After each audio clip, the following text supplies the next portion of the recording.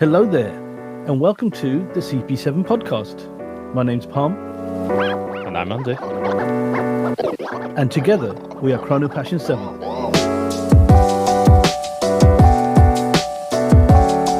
So, welcome to our stocking filler show.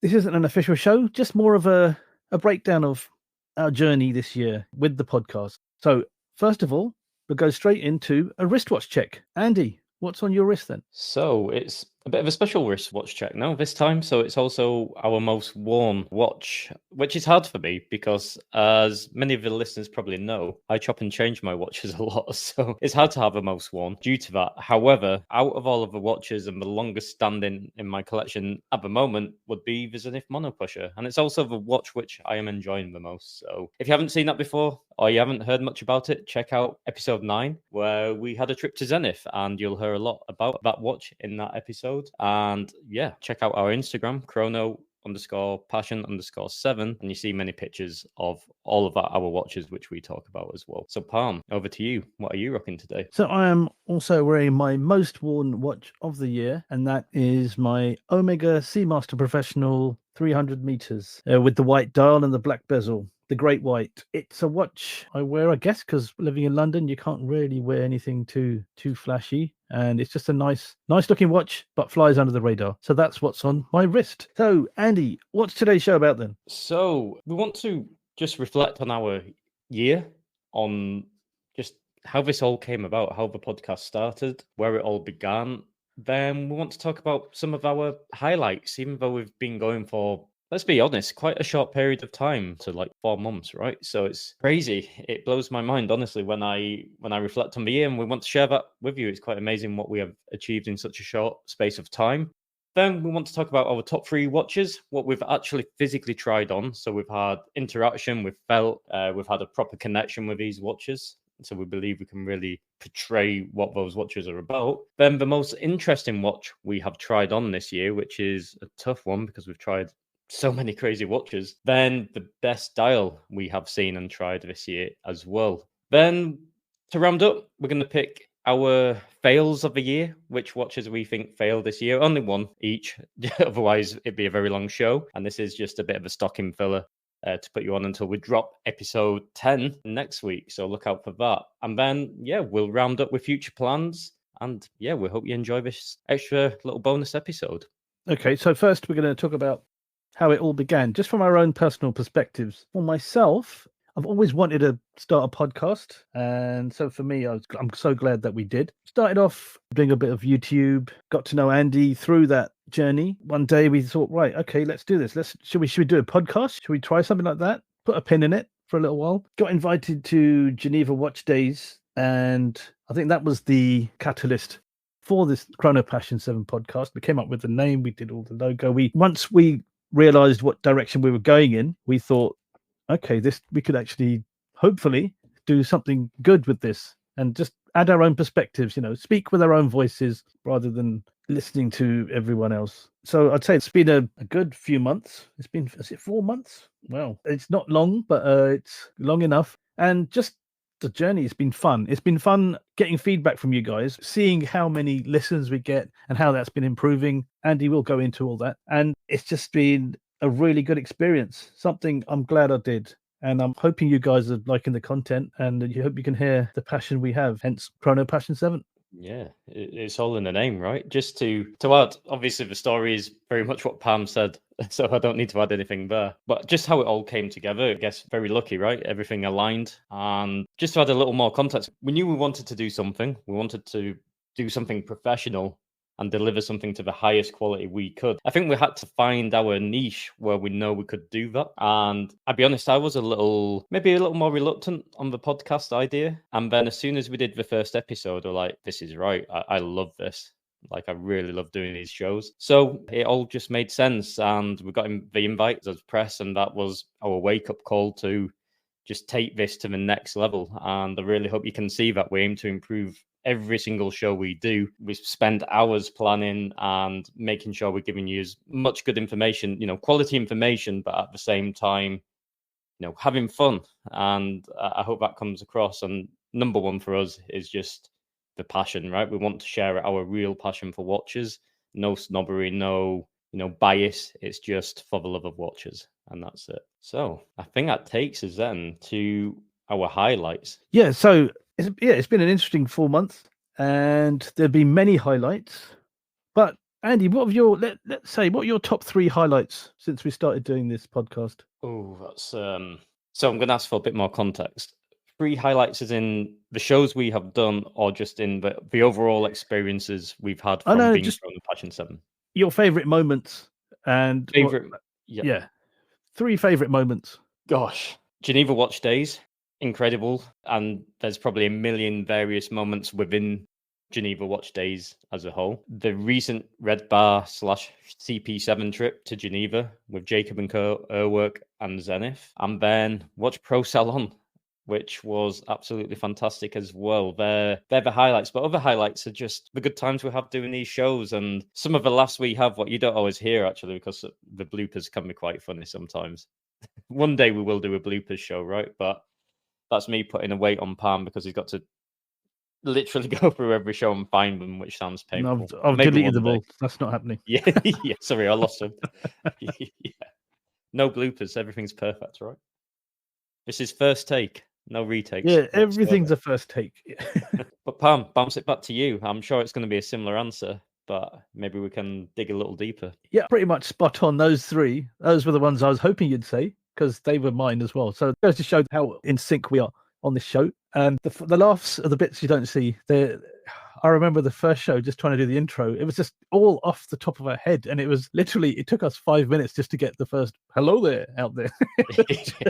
I think I said something like, and I'm Andy lost in Barcelona, which is the most cringe. That was good. No, but I thought that was really cool. So I was thinking, keep it, it's really good. And then because a Brit lost in Barcelona, that was it. Yeah, and, but I thought that was a really cool thing to say. But it's good. No one knows the magic formula for these things, but I think we've tried hard with our own natural, I wouldn't say talent, but I'd say with our own just we'll leave that to the listeners. Instinct. Yeah, here we go. Yeah, our own natural instinct. That's probably a better word. Yeah, Geneva Watch Days. The funny thing about Geneva Watch Days is going there and not knowing what to expect, and to something so prestigious, and then leaving there. The 2 experiences were, the people we were when we arrived and the people we were when we left were just 2 different people, I'd say. Would you agree with that? I totally agree. And I'm going to ask you a question, and I think I know the answer. There was a moment at Geneva Watch Days where I think we walked out of the place where we'd been. This is a clue, but I think you're going to know exactly which experience. And we just looked at each other and just like high-fived almost right in the middle of the street. But that's when I knew this is it. We've got to do something. Do you remember? Do you know which moment I'm talking about? Benjamin telling Benjamin Arabov actually saying to the guys, "Hang on a minute." His next interview had arrived, and he was kind of like, "Hang on, I'm having fun here." That was definitely. I thought it'd be that one, but I don't remember. Oh yes, so when we left the building, yes, okay, I get that bit. Yeah. We didn't do it in front of him. Probably rubbish. No, but we didn't high five each other in front of Benjamin. Yeah. But that'd be super cringe. That would just be like, never come back, guys. We kept our composure. Yeah. Yeah, and just even when he left, I think just adding to that is he walked out and he goes, "Great questions, guys." I mean, he may say that to everyone, I don't know, but just he genuinely sounded like he's enjoyed the brief time we spent with him. Yeah, the moment his assistant came in and said, "I'm really sorry to interrupt you guys, but your next appointment's here, Benjamin," and he just turns around and says, "We can wait." You could clearly see he was really enjoying the interview, and it was really on the fly. We didn't know what to expect, and it's just when we knew.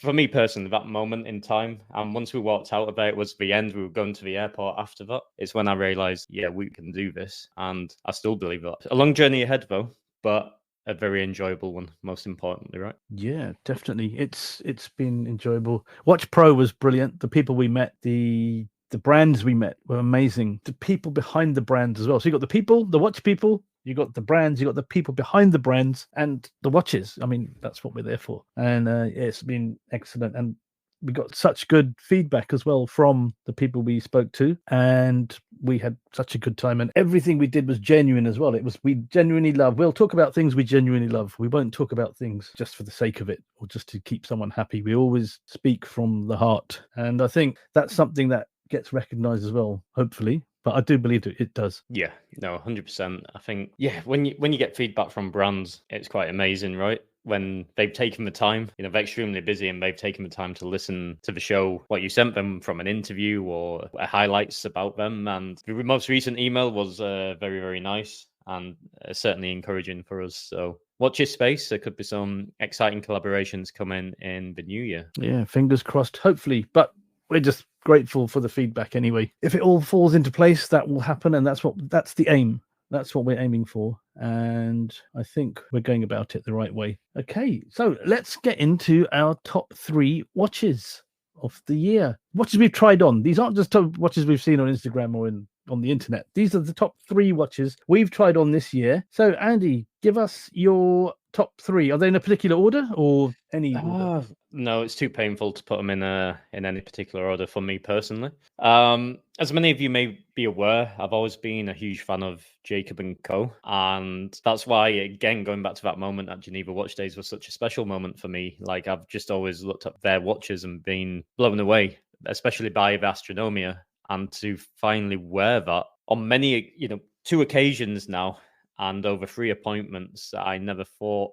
I would even handle that watch in my life. I didn't expect that to happen. So to finally try that on and just get the feeling of what it's like to wear, because it's such a crazy watch, but then the feeling, of having something of that value and the experience and the luxury of it and the luxury experience within the boutique was just amazing. And it for me, the Astronomia, it's a crazy watch. It's quite bulbous in its shape, but it's almost iconic, I believe, for a modern super high horology piece.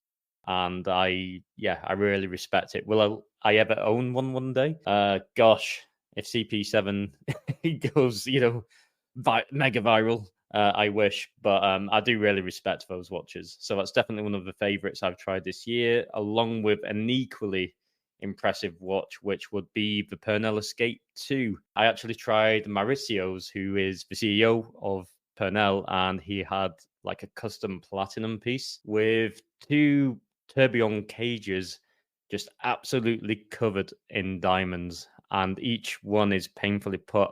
I've said this in a previous show, but by hand, and it has to be perfectly balanced not to knock the cages off the axis. And it's actually the world's fastest triple axis tourbillon, which is really interesting as well. Like, fascinating just how animated the watch is. Then finally, one going a bit more classic, a bit more, let's say, reserved, would be the Breguet minute repeater, the 7637. And yeah, just what a watch. Every, the way they do the dial, again mentioned on the previous show, but the amount of times they bake that dial to get the effect and finish on it, and the detailing and the movement, and the fact that every single chamber within the watch is tuned differently, so it's got a different chime. It's like you're getting a bespoke one of one basically when you're buying this piece. And again, just beautifully clean on the front side, but flip it over and it's like looking into a city with amazing hand engraved movement inside there. So yeah, they're my top 3,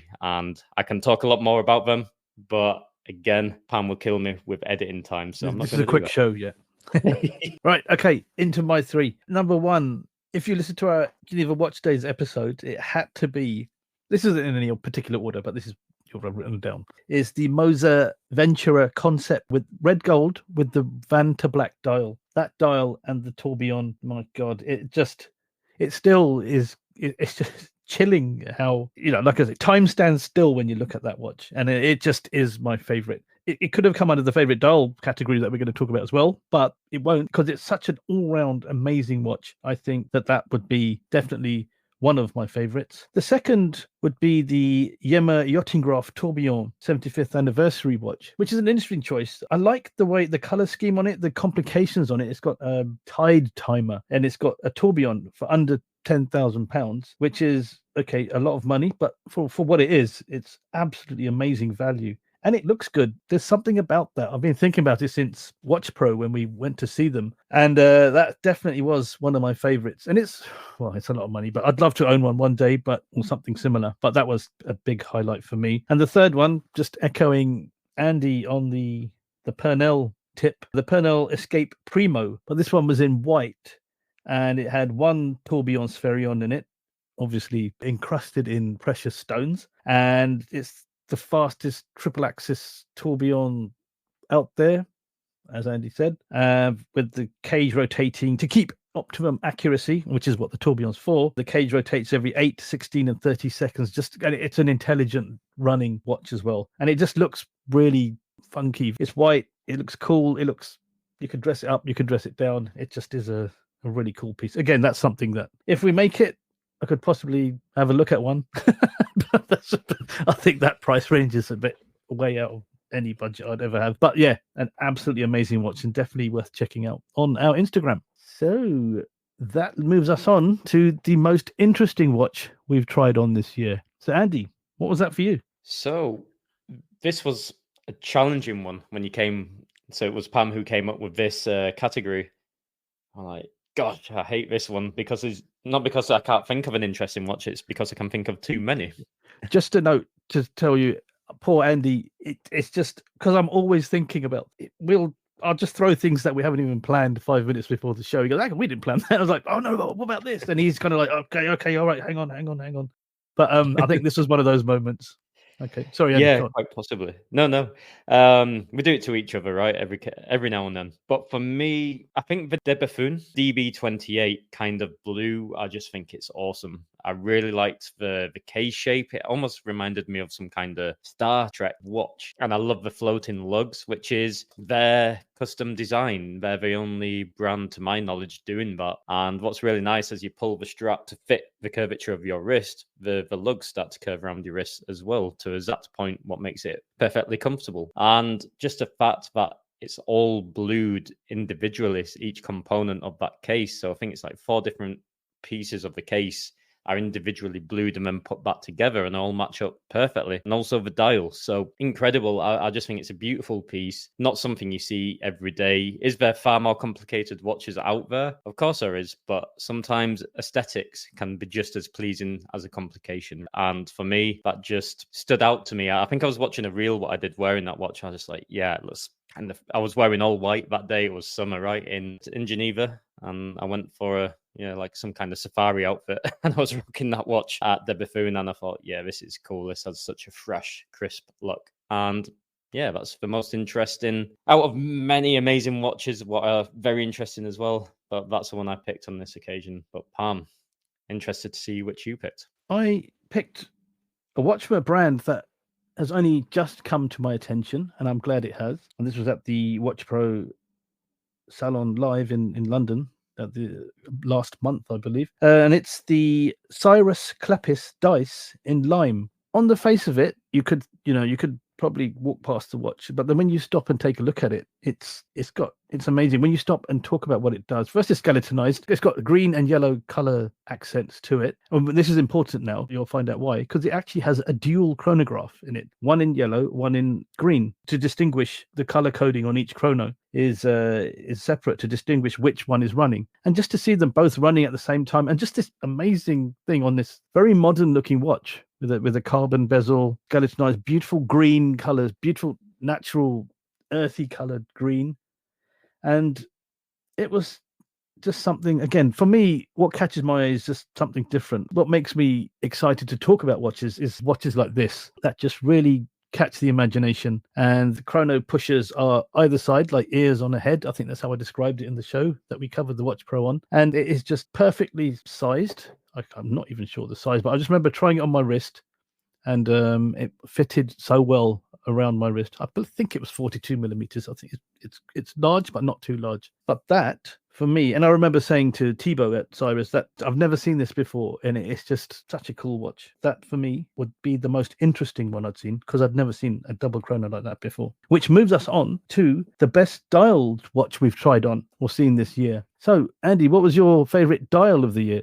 So my favorite dial is very tough, but it's such a tight call. But maybe I'll go for the Streamliner. So the new Moser Streamliner with a enamel dial, which just looks like it's been chiseled, and then it's also got fume detailing. As I say, it looks like an ocean, rippling through that beautiful gradient of blue. But equally, I love the Vanta Black just for how pure and clean it is and the effect it has on you when you look into that dial. As a whole, champions of dials. I'm sorry, Grand Seiko, but Moser take it for me. I think Moser make the best dials, at least what I have personally seen this year.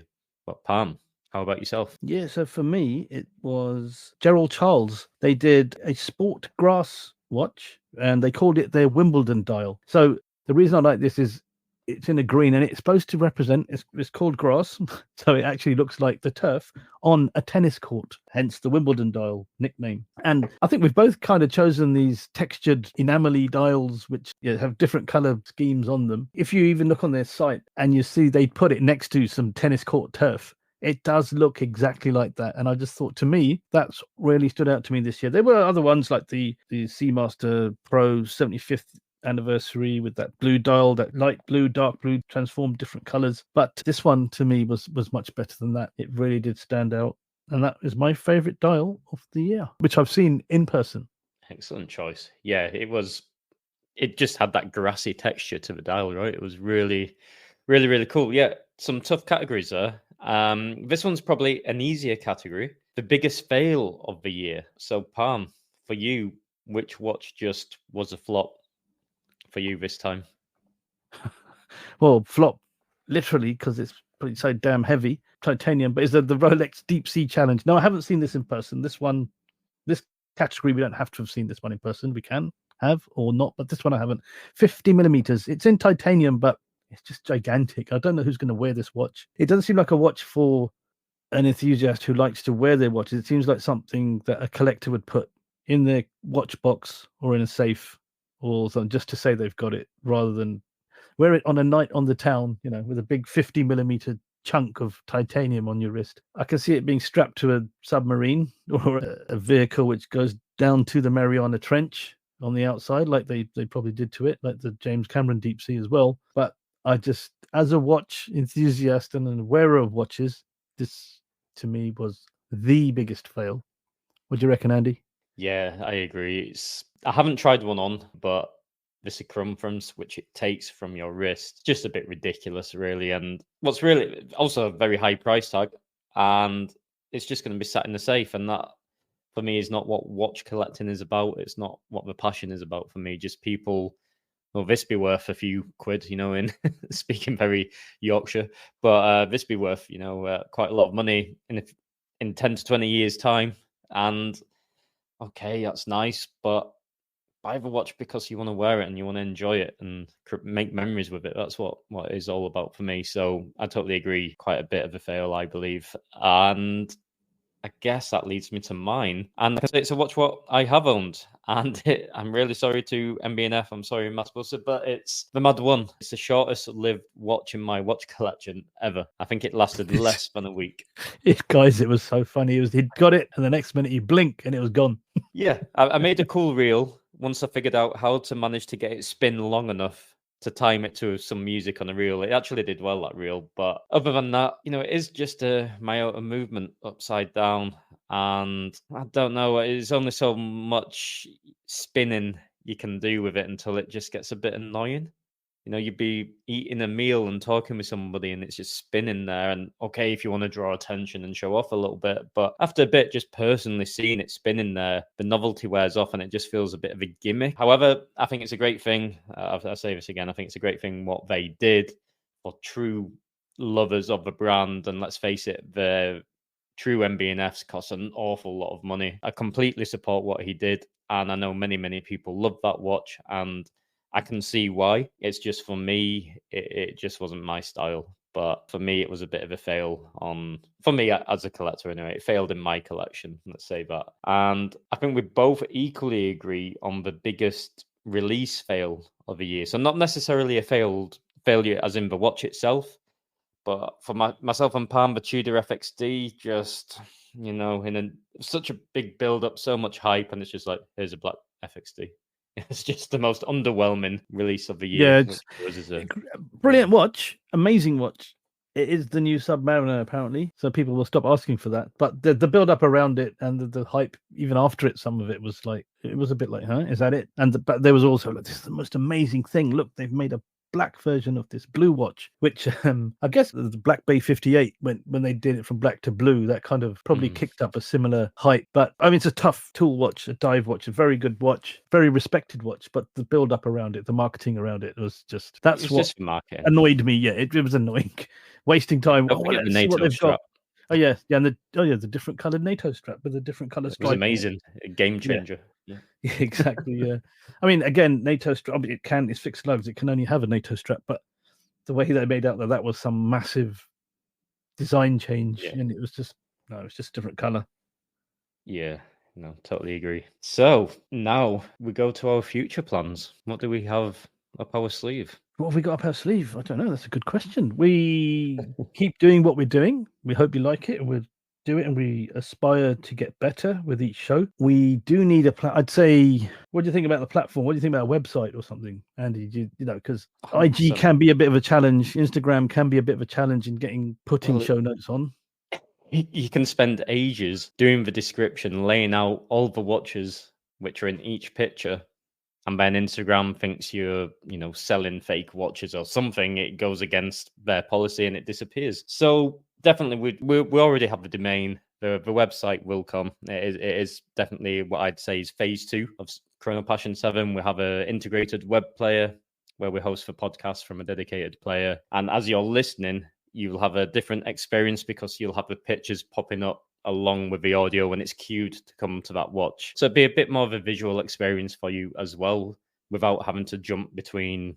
Of course, Spotify or Apple Podcast plays in the background anyway, but it'd be all centralized in one space. But you can still listen however you wish. It'd be just an additional extra. Then, some blogging on there, some small articles is also in the plan. And we build it from there, I believe. Also, the Instagram group. We want to launch an Instagram group, which be a dedicated group only for listeners. We'll work out a system to make sure you are a listener before you come into that group. And we just want to make a great community where we can share behind the scenes, have interesting conversations. You can share topic suggestions to us, which you'd like us to cover. We give you some, again, inside information about what we're up to as well. So to give back to you for all of the support you give us. So that's what we'd like to do. Yep, those plans are all. I mean, let us know in the comments or reach out to us directly what you think of those plans. And if you're interested in joining the group, we have spoken to a couple of people who are very interested, and it'd be great to have all of you on board. That'd be awesome. Also, watch shows. We are going to try and cover as many watch shows as we can next year. Geneva Watch Days again. If all works out well, definitely. Watches and Wonders possibly this year, if all works out well. Again, we're doing this. This is a passion project. We don't generate any financial gain from this. So we're doing this all out of, as most people are, out of our own pocket, and we don't have sponsorships or anything. So we just do it for the passion, Chrono Passion. And so we'll be doing those two trips to Geneva potentially. More if Andy can, get his amazing organization skills back in the swing of it, we could get some more factory tours and cover those events, watch meetup events possibly, and guests, lots of guests. We've got a few in the pipeline. Initially with guests, we thought we'd let you guys get to know us a bit better rather than make it all about other people. We both think that's a good way to start off a podcast, and the guests may ramp up over time, but we still like talking about what we like, which is the most fun part. Yeah, so I think those are the plans we have in the pipeline for 2024, and hopefully, fingers crossed, going forward from then. Yeah, totally agree. Just one show we missed, actually, Watch Pro Salon. Of course, that's like a tradition, right? We love going there. So 100%, we'll be there, and we'll arrange as many, I'll try to do as many cool things for Red Bar as possible, which can incorporate an advantage, of course, for us as well. So it's a treat as a community, but also it gives us some great content as well. So it's a win-win situation. So I believe. Yeah. So just doing back Watch Pro Salon, I forgot because this is my just down the road for me. So I just automatically assume that we're doing that, but I didn't say it. Yeah, you're right. I should have mentioned that. Great time, great show. Yeah, no, it was a legendary show this year. But the previous year as well, we had a lot of fun. So I'm sure we will again. in the third year, for me at least. So yeah, I'm looking forward to that. It's always a nice closure to the year for sure. So I guess that is it. We need to round up. So from my side, please check out my Instagram. Please follow the podcast. So if you do tune in and listen to the podcast just by searching, but then you don't follow, honestly, it really helps. The more followers we get actually on the podcast, then the more it be promoted within, Spotify for people who have similar interests. Just extremely grateful for every single one of you who take the time to listen to our shows, for commenting, for liking. Is the star rating on the podcast that keeps creeping up now. And one highlight for both myself and Palm was the performance of the Zenith Trip show. When you first drop an episode, it ranks bottom. So whatever number episode it is, it's always going to drop as that. So it was number 9. And in less than a week, it's almost in the first place position. So we've had a lot more interaction, a lot of listens, and it's just all looking very, very positive. Growth is going the right direction. Listener base is growing, and we're just extremely grateful for, I know a lot of you are also helping us grow by word of mouth, telling people about us. And yeah, we're extremely grateful to all of you. No shout outs this time because we want to shout out to every single listener who's listening. So to please Palm, I'll close with, I wish you all a fantastic festive season and lots of success for the new year. That's goodbye from me this time. Yep, I echo everything Andy said there. Have a great Christmas. We will have episode 10 dropping the following week. Just a quick one on what we do is we do 3 shows and then we take a week off. We call that catch-up week. So we don't want to bombard everyone with shows, and so then you just get lost, and then people may lose interest. So we give it a week where just people can just, if they have missed an episode, just have a bit of time to catch up on it. Hence, catch up week on Instagram. But next week we will have another show too. Please watch this space, and wishing you all a great Christmas. We'll speak to you before New Year's anyway, so I wish you a happy New Year in the next show. But that's us done for another day. It's another show under the belt, and you will hear us, and we will see you in the next one.